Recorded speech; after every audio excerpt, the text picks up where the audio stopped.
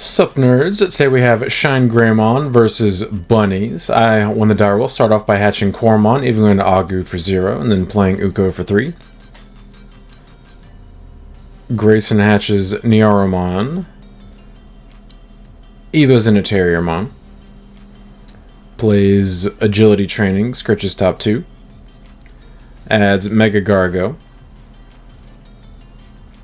Then plays an Izzy and Mimi to set me to 3. I promote Trigger Uko, Scourge top 3. I add the Ruin mode, and then hatch Coromon, then Evo into Uko for 1. And then I Evo into Geo for 2 memory, trigger the effect. I actually do hit, nice. Play Marcus out of security for free. And then Evo into Rise for 3, trigger Rise effect, play Marcus, tap Marcus, gain a memory, and Grayson's turn at 2. Alright, he promotes. Triggers Terriermon effect to play Lopmon for 1 memory. And then Evo's into Rapidmon for 3 memory. Suspends my Uko and then minuses 5k to it. And then my turn at 3 from Marcus. I promote Uko, trigger Uko, Scourge top 3 again. Add another Ruin mode, why not? And then hatch Koro again. And then I pay 1 for Marcus. I Evo into Agu and raising for 0. I swing security, trigger Marcus effect. Evo into Shine for free. Shine minuses Rapid by 6k and then his security by 6k. And my Geo will also trigger to delete his Lopmon, and then it's 12k effective for 2 checks. I unfortunately do check a 12k on the first check. So I draw from Coromon first, and then Marcus gets recovered from my ShineGreymon inheritable. I actually could have just killed him right there if I had survived that check, I think. Yeah, because I have a burst mode in my hand, it just would have been game. Barring removal options, of course. I do burst Evo, bounce Marcus, play Marcus. So he's 18k effective, swing, gain a memory, trash a top card of his security, and then check 1 for 18k effective. Unfortunately, do check a giant missile. He suspends and bot decks my burst mode. Whatever. I go ahead and swing with my Uko, expecting it to die, but unfortunately it doesn't. Check a green memory boost. So he's going to get an extra 2 memory from the Izzy and Mimi, unfortunately. I just play Marcus for 4 to choke him to 1, and then start of his turn he goes to 3 from Izzy and Mimi. He hatches another Niaro. Evo's into Terrier. Evo's into Terrier X. Plays Terrier for 3. Pops Boost, goes back to 2.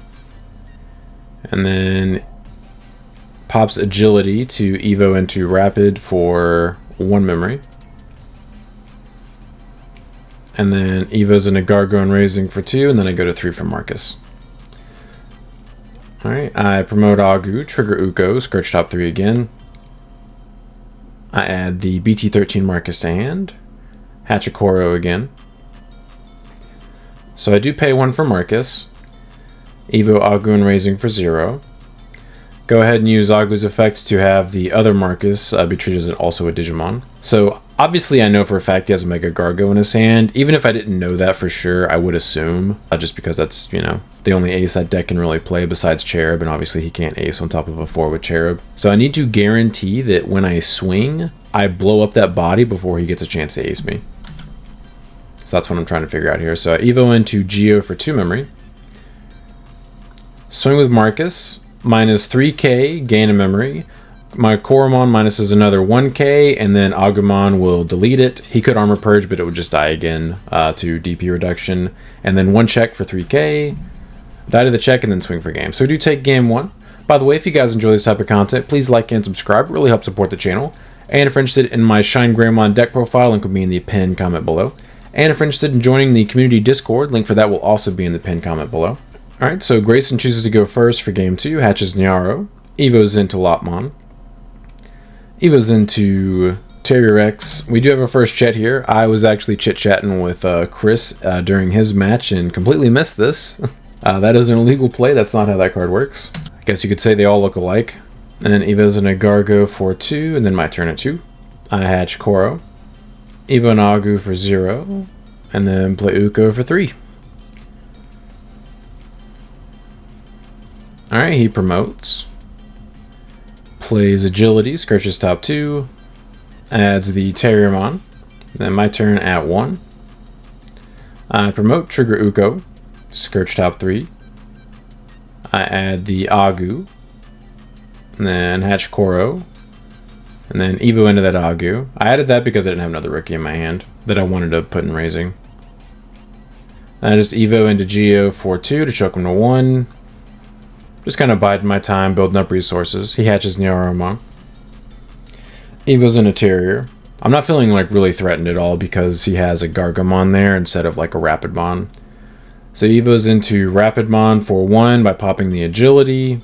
Can't de-Evo anything, obviously. They're both rookies. And then plays Memory Boost, Scourge's top 4. Adds the Terrier, and then my turn at 3. I promote Trigger Uko. Add the ShineGreymon. That's actually a piece I was missing. Then I hatch Koro. And I would prefer not to Evo into the Agumon in my hand in raising if I can avoid it, since it's the best searcher in the deck. So I go ahead and Evo into Rise first for 3, and then trigger Rise effect, play Marcus, and now Evo into the Agu. I was hoping to rip another Agu so I could not Evo that one in my raising area, but it's whatever. Then I Evo into Shine for 4, trigger Shine effect, suspend Marcus to minus him by 4k. Coromon to minus him by another 1k. I'll draw 2 cards for my inheritables, and then trigger Marcus, Evo into Room Mode for free, minus 5k to his field until the end of his turn. So the Rapidmon is dead on my screen, and his turn at 4. It's like, he's not going to be able to promote. The best thing he could possibly do, he pops the Memory Boost, is like hard play something. So he Giant Missiles my ShineGreymon Ruin Mode for 8, suspends a bot exit, and then my turn at 2. I promote Trigger Uko, Scourge top 3 again. I add the Marcus, and then hatch Koro. Evo and Agu for 0. And then I use Agumon's effect to turn Marcus into Digimon to save myself 1 memory. No reason not to. Alright, let's go gambling. Evo and a Geo for 2. Take a Peekski's Insecurity. Swing and a miss. Swing with Marcus. Trigger Marcus effect. Evo and a Rise for free. Trigger Rise. Play Marcus. Marcus tap himself, gain a memory. 3k, 1 check. I draw from the Koro, and then the Marcus dies from the battle, and I recovered into security with the Rise effect. And I want to limit him on his turn, so I'm going to choke him to 1, but I realize I need to put another Marcus in play, a BT12 Marcus in play, because he's probably not going to swing into my security and give me that Marcus back. So I decided to put one in play before I pass turn. So Evo and a Rise X for 1 memory, trigger Rise X effect, play Marcus for free, and then I Evo and a Geo for 2 to set him to 2. I give him 1 more memory on his turn, which I think is probably fine. He promotes, because now I'm like threatening lethal on my turn if he doesn't do anything. To my surprise, he actually does just swing. I can't see his hand, so I imagine it's probably not too awesome. So he does give me the Marcus back. Thank you, very cool.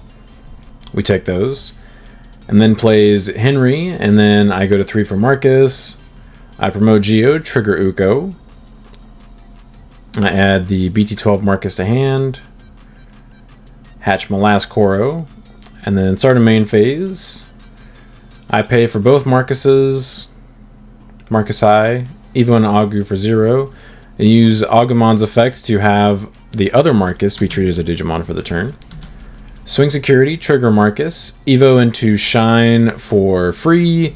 Trigger Shine, minus him by 9k. Draw 1 from my Agumon inheritable. And then it is now 2 checks for 15k effective.